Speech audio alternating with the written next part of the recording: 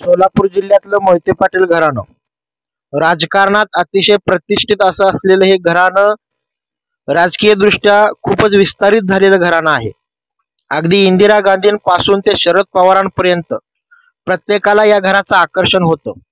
स्वतः इंदिरा गांधींनी असं बोलून सुद्धा दाखवलं होतं की सोलापूर जिल्ह्यातलं मोहिते पाटील घराणं हे राजकारणात खूप प्रभावी घराणं आहे आणि या घराण्याचा मला आदर वाटतो.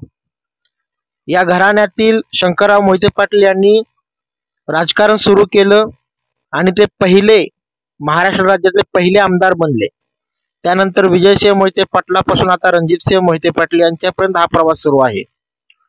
जे घराणं शरद पवारांचा मजबूत सरसेनापती बनून सोलापूर जिल्ह्याचं राजकारण करत होतं, ते घराणं भाजपमध्ये गेल्यापासून डावललं जात आहे.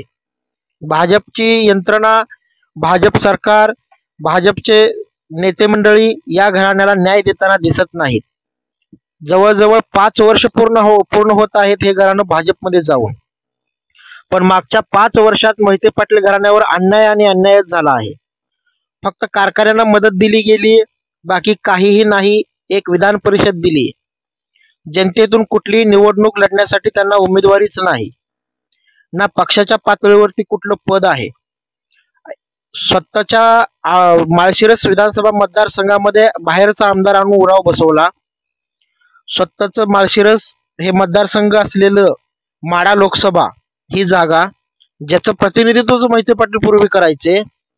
विजयसिंह मोहिते पाटील खासदार होते माढ्याचे, पण भाजपमध्ये गेल्यानंतर रणजितसिंह नाईक निंबाळकर नावाचा माणूस आणून खासदार बनवला. हा माणूस 5 वर्ष मोहिते पाटलांच्या विरोधात काम करत राहिला.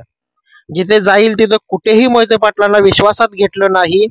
संपूर्ण 5 वर्ष मोहिते पाटलांच्या विरोधात काम केल्यानंतर मोहिते पाटील गप्प शांत राहिले आणि मोहिते पाटलांनी स्वतः उभं राहण्याचा निर्णय घेतला लोकसभेला.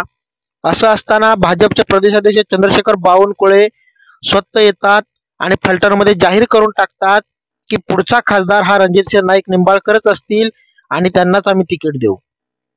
आता विषय हा आहे की मनमानी कारभार सुरू आहे का भाजपचा? याआधीच मनमानी कारभार इथं भाजपचे राम सातपुते करतात.